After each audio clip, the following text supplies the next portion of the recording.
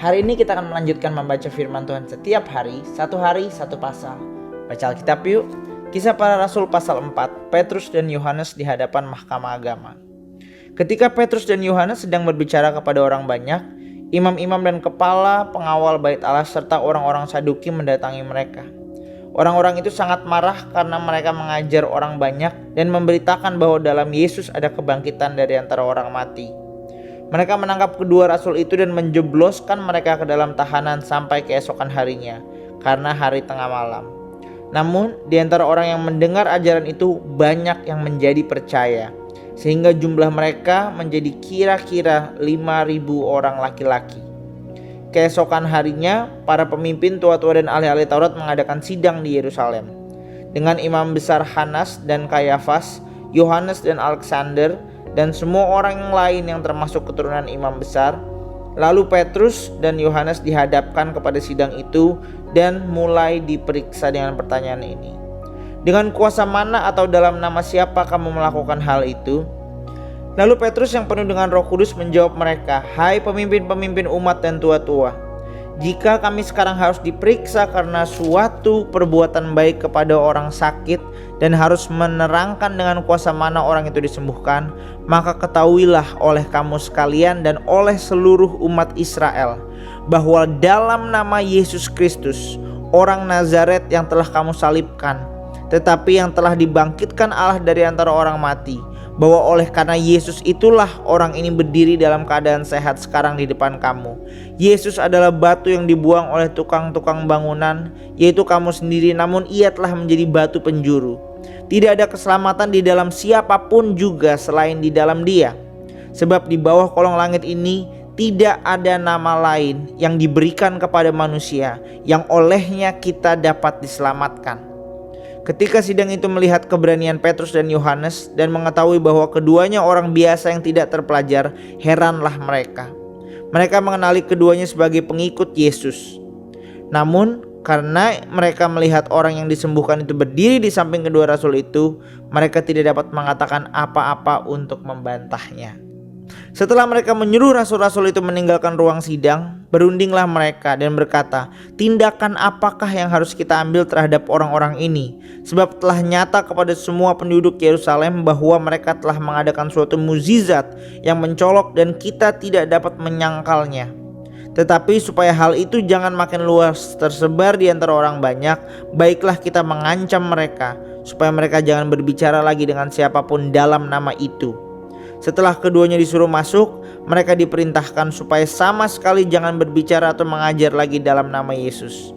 Namun Petrus dan Yohanes menjawab mereka, "Silahkan kamu putuskan sendiri manakah yang benar di hadapan Allah, taat kepada kamu atau taat kepada Allah. Sebab tidak mungkin bagi kami untuk tidak berbicara tentang apa yang telah kami lihat dan dengar." Mereka semakin keras mengancam rasul-rasul itu, tetapi akhirnya melepaskan mereka juga. Sebab sidang itu tidak menemukan jalan untuk menghukum mereka, karena orang banyak memuliakan Allah berhubung dengan apa yang telah terjadi. Sebab orang yang disembuhkan oleh mukjizat itu sudah lebih dari 40 tahun umurnya. Doa jemaat ayat 23. Sesudah dilepaskan, pergilah Petrus dan Yohanes kepada teman-teman mereka. Lalu mereka menceritakan segala sesuatu yang dikatakan imam-imam kepala dan tua-tua kepada mereka.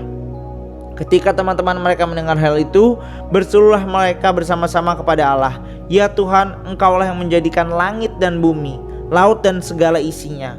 Oleh Roh Kudus dengan perantaraan hamba-Mu Daud, Bapa kami, Engkau telah berfirman, mengapa gusar bangsa-bangsa, mengapa suku-suku bangsa merancang persekongkolan yang sia-sia? Raja-raja dunia bersiap-siap dan para pembesar berkumpul untuk melawan Tuhan dan yang diurapinya. Sebab sesungguhnya telah berkumpul di dalam kota ini Herodes dan Pontius Pilatus beserta bangsa-bangsa dan suku-suku bangsa Israel melawan Yesus, hamba-Mu yang kudus yang Engkau urapi, untuk melaksanakan segala sesuatu yang telah Engkau tentukan terlebih dahulu oleh kuasa dan kehendak-Mu. Sekarang ya Tuhan, lihatlah ancaman-ancaman mereka dan berikanlah kepada hamba-hamba-Mu keberanian sepenuhnya untuk memberitakan firman-Mu. Ulurkanlah tangan-Mu untuk menyembuhkan orang, dan adakanlah tanda-tanda dan mujizat-mujizat oleh nama Yesus hamba-Mu yang kudus. Ketika mereka sedang berdoa, goyanglah tempat mereka berkumpul itu, dan mereka semua dipenuhi dengan Roh Kudus. Lalu mereka memberitakan firman Allah dengan berani. Cara hidup jemaat ayat 32. Kumpulan orang yang telah percaya itu sehati dan sejiwa, dan tidak seorang pun berkata bahwa sesuatu dari kepunyaannya adalah miliknya sendiri, tetapi segala sesuatu adalah kepunyaan mereka bersama. Dengan kuasa yang besar, rasul-rasul memberi kesaksian tentang kebangkitan Tuhan Yesus, dan mereka semua hidup dalam anugerah yang melimpah-limpah. Tidak ada seorang pun yang berkekurangan di antara mereka, sebab semua orang yang mempunyai tanah atau rumah menjual kepunyaannya itu, dan hasil penjualan itu mereka bawa, dan mereka letakkan di depan kaki para rasul, lalu dibagi-bagikan kepada setiap orang sesuai dengan keperluannya. Demikian pula dengan Yusuf yang oleh rasul-rasul disebut Barnabas, artinya anak penghiburan, seorang Lewi kelahiran Siprus. Ia menjual ladang miliknya, lalu membawa uangnya itu dan meletakkannya di depan kaki rasul-rasul.